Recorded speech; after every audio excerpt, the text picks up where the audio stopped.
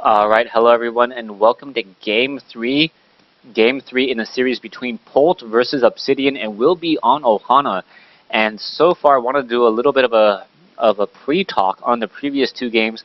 Obsidian in Game 1, Cloud Kingdom played very well, or I would actually say well enough to take Game 1. He could have dealt a lot more damage in Game 1, but his micro wasn't on point. It wasn't just spot on, and Polt was able to claw his way and keep himself in Game 1.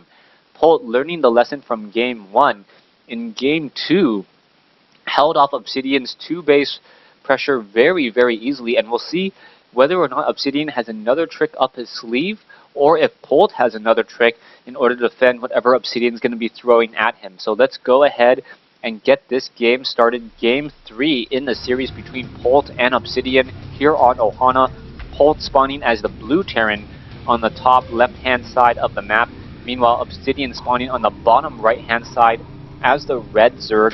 Zerg versus Terran once more. Now, I'm already did a little bit of a pre-cap here. We'll see what the strategies will be. Once again, I want to thank you guys all for watching and just enjoying my shoutcast while I am on the road. Hopefully I'll be making less and less mistakes, and hopefully you guys are enjoying these casts, even though I know the sound quality is a little bit worse. Now, strategies in the game so far. Ohana, one of those maps, there is a rather small, narrow choke point here, but there is also a set of destructible rocks here that you have to be very careful about.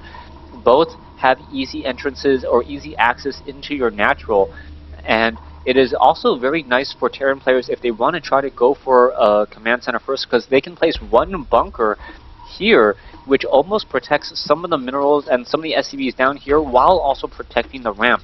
That shared ramp location, very effective. Now, normally I would say Ohana is a map that favors Protoss, as you can see while Protoss players are harassing the natural expansion, they can easily force field the ramp.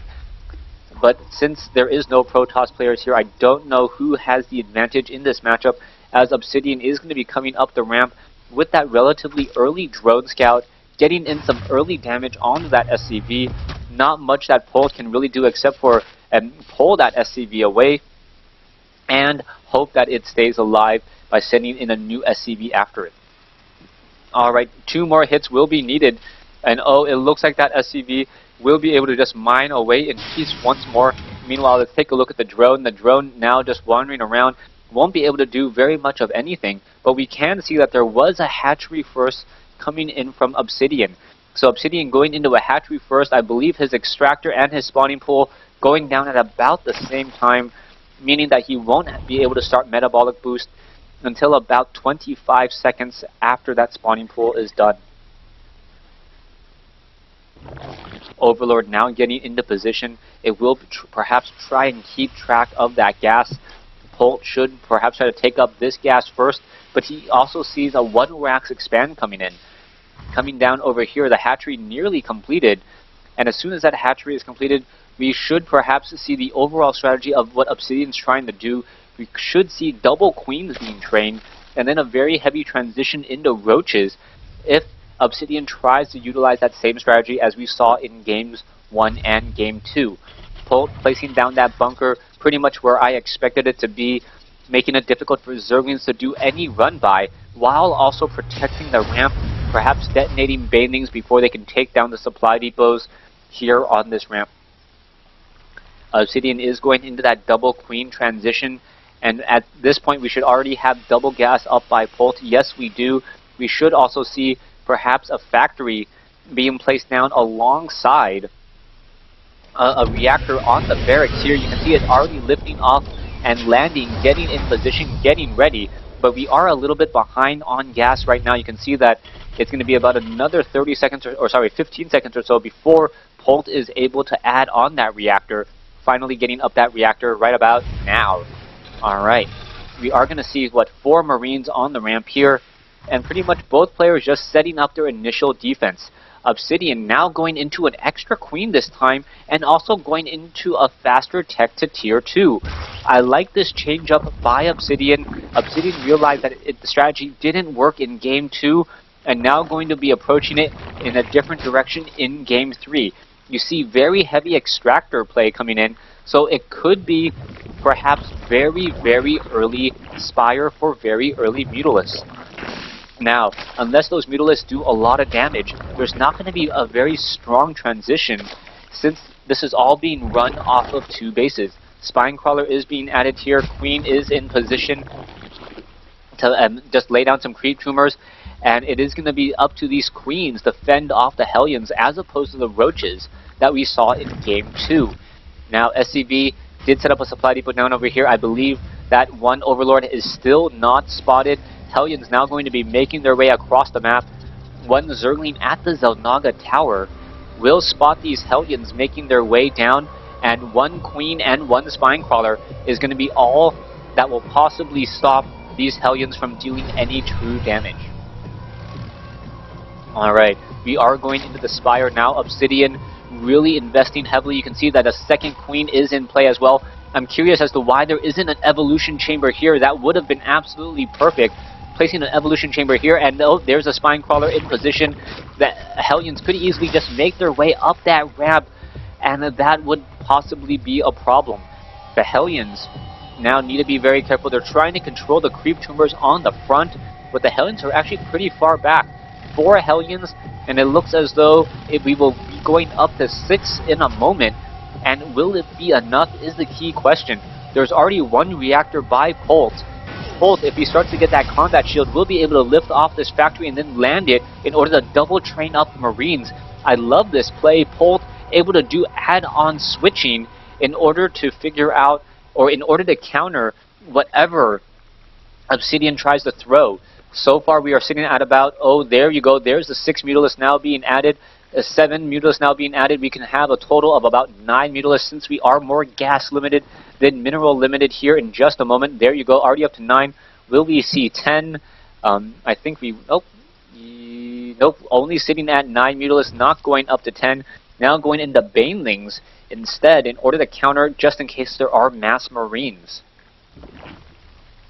Alright, Obsidian sitting at 71 over 76. You can see that there are Mutalisks in play. We are going up into, I believe it is going to be 10 Mutalisks? Or is it only 9? It is only 9 Mutalisks.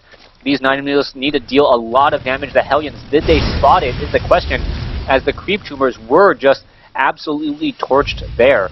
Missile turrets now coming in by Polt, and they will get down in time. There are also Marines. The Marines do not have stim, and it is going to be about another 20-second window. Oh, where are these Mutalisks going to go? The Mutalisks going after the SCV, taking down a lot of these units here.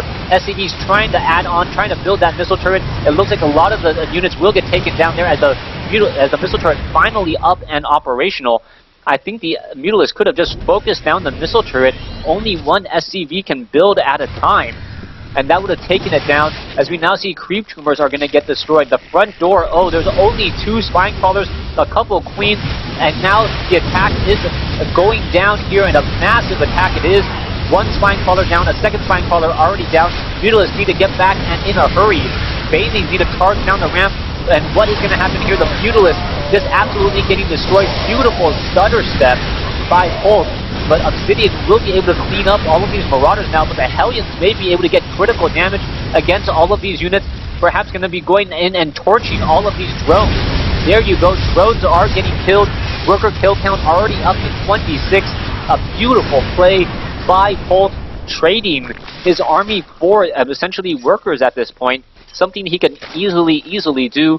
44 drones versus 18 SCVs. Beautiful play. All Obsidian can really do now is hope to do a counterattack and deal a lot of damage.